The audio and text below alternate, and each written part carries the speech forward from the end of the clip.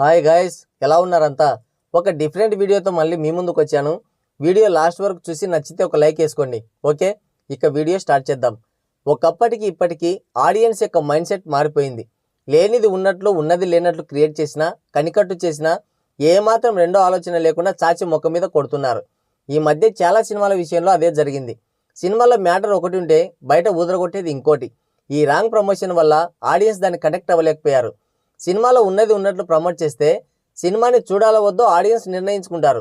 ఒకవేళ సినిమా చూసినా ఎక్స్పెక్ట్ చేసిన కంటెంట్ కొంచెం తక్కువ ఉన్నా సరే ఎలాగోలా అడ్జస్ట్ అవుతారు. కానీ ముందు ఒకటి చెప్పి తర్వాత సినిమాలో మ్యాటర్ ఇంకోటి ఉంటే మాత్రం రిజల్ట్ చాలా దారుణంగా ఉంటుంది. ఈ రాంగ్ ప్రమోషన్తో ఈ మధ్య కాలంలో ఘోరంగా దెబ్బతిన్న మూవీస్ చాలానే ఉన్నాయి. మరి ఏంటా సినిమాలు అండ్ మూవీ టీం చేసిన తప్పేంటనేది ఇప్పుడు చూద్దాం. మన లిస్టులో నెంబర్ 1 ఈగల్.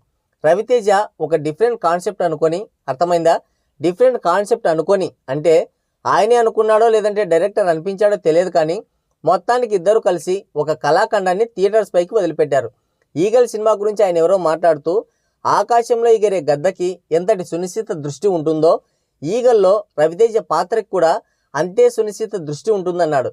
ఆయన ఏ దృష్టితో అన్నాడో, ఎందుకు అన్నాడో మరి సినిమా చూస్తున్నంతసేపు అర్థం కాలేదు. అంటే ఇప్పటి వరకు కూడా నాకు అర్థం కాలేదు. ఈ సినిమాని మొదటి నుండి Hollywood range stylish action movie అని చాలా గర్వంగా ప్రమోట్ చేశారు. తీరా చూస్తే అంత డొల్లా ఏముండదు. సినిమా అంతా బిల్డపే. ఈగల్ మూవీలో నేను ఫీల్ అయిన అతిపెద్ద ల్యాగ్, అతిపెద్ద మైనస్, వద్దురా దేవుడా అని చేతులు జోడించిన ఎలిమెంట్ ఏదైనా ఉందంటే అది కేవలం డైలాగ్స్. నమస్కారం, వాళ్ళు ఇచ్చే ఎలివేషన్స్ అస్సలు తట్టుకోలేం. అసలు ఈగల్గా సహదేవ్ ఏం చేశాడో చెప్పకుండా ఊరికే బిల్డప్లు ఇస్తుంటారు. ఒకే ఫ్లాష్ బ్యాక్ని దాదాపు 9 మంది చెప్తారు. ఆ లాస్ట్ వాడైనా దాన్ని కంప్లీట్ చేస్తాడంటే మళ్ళీ మొదటి వాడి దగ్గరికే వచ్చి ఫినిష్ అవుతుంది. హాలీవుడ్ రేంజ్ యాక్షన్ అని చెప్పారు, బట్ మొత్తం గన్స్ ఫైరింగ్ తప్ప ఏముండదు. పైగా ఎమోషన్ అనేదే ఉండదు. ఒక దశలో ఎందుకురా వాళ్ళని అలా చంపుతున్నామని అనాలనిపిస్తుంది. సో ఓవరాల్గా చూస్తే మూవీ ప్రమోషన్స్లో చెప్పింది ఒకటి, ఇందులో ఉన్నది ఒకటి. లాస్ట్కి మనకి తల బొప్పి కట్టించారు. నెంబర్ 2 సైంధవ్. ఇది ఒక copied movie and full action movie. అయితే ప్రమోషన్స్లో మాత్రం ఇది ఒక ఫ్యామిలీ ఎంటర్టైనర్ అని మిస్గైడ్ చేశారు. మూవీ రిలీజ్ అయిన తర్వాత ఫ్యామిలీతో అసలు చూడకండి అనే టాక్ స్ప్రెడ్ అయింది. ఇది యాక్షన్ మూవీ అయినా father and daughter sentiment work out అవుతుందేమో అని అలా చెప్పిండవచ్చు. కానీ సినిమాపై పూర్తిగా అదే దెబ్బేసింది. దానికి తోడు అతి ఎలివేషన్స్. సైకో వచ్చాడు, సైకో వచ్చేస్తున్నాడు, సైకో వస్తే చంపేస్తాడు, అంతే. అదే అనవసరమైన బిల్డప్ అయింది.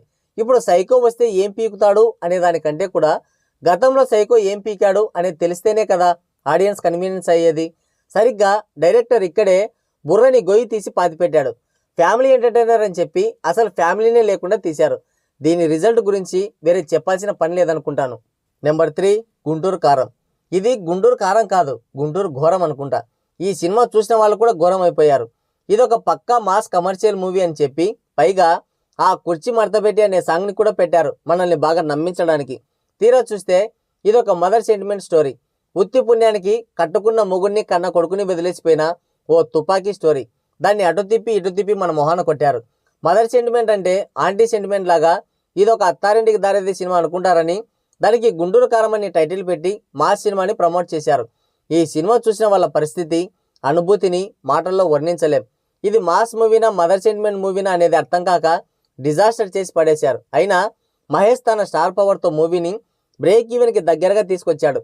ఇంకో హీరో అయి ఉంటే ఖచ్చితంగా ఫ్లాప్ అయి ఉండేది. కాదు, అట్టర్ ఫ్లాప్ అయి ఉండేది. నెంబర్ 4 భైరవకోన. ఈ సినిమా అయితే మరీ ఘోరం. ట్రైలర్లో పెద్ద మంచు పర్వతాన్ని చూపించి గ్లాసులో ఐస్ ముక్కను వేశారు. ఒక విరూపాక్ష, ఒక మంగళవారం, ఒక ఎక్కడికి పోతావు చిన్నవాడా అని కలరింగ్ ఇచ్చి నేల నాకించారు. సినిమాలో ఏముండదు. గరుడ పురాణంలోని మిస్ అయిన 4 పేజీలు అని చెప్పినట్లు నిజంగానే ఇందులో లాజిక్స్ మిస్ అయ్యాయి. సినిమా మొత్తం అలా పోతూ ఉంటుంది. మనం మాత్రం కొండగొర్రెల్లాగా ఏదో జరగబోతుంది, ఇంకేదో రాబోతుంది అనుకుంటూ గుడ్లప్పగించి మరీ చూస్తుంటాం గొర్రెలాగా. అయితే చివరి వరకు అలా చూసి రావడం తప్ప ఇంకేముండదు. బయటకు వచ్చిన తర్వాత ఒక్కటి అనుకుంటాం, ఓరిని జాతిని బెంగ అని, అంతే. No thrilling, no horror, no comedy. Only మనల్ని ఎరుహుకులం చేసి పంపే సినిమా ఇది. Last and final Sundaram master, మస్తు షేడ్స్ ఉన్నాయిరా. యాక్చువల్గా ఈ 2 సినిమాల్లో హీరోలుగా చేసింది ఇద్దరు కామెడియన్సే. కాబట్టి మనం జనరల్గానే కామెడీ ఎక్స్పెక్ట్ చేసి వెళ్తాం. ట్రైలర్ కూడా అలానే కట్ చేశారు వాళ్ళు. ఆ తర్వాత సినిమాని కూడా కామెడీ మూవీ అనే ప్రమోట్ చేశారు. అంతవరకు బాగానే ఉంది. మరి కామెడీ ఏది? ఏదో జోకులు వేస్తుంటారు, కానీ అవి జోకులని, వాళ్ళు చేసింది కామెడీ అని మనకు అర్థం కాదు. ఆడియన్స్ని బాగా తిక్క టపాకాయల్ని చేసి పంపించాయి రెండు సినిమాలు. అందుకే రివర్స్లో ఆడియన్స్ కూడా రెండింటిని ఫ్లాప్ చేసి పడేశారు. సో ఇవి మనల్ని థియేటర్స్లో కన్ఫ్యూజ్ చేసి ఎదవల్ని చేసిన సినిమాలు. మరి వీటిలో మిమ్మల్ని ఎరిహూకులను చేసిన సినిమా ఏది కింద కామెంట్ చేయండి. ఇది వీడియో.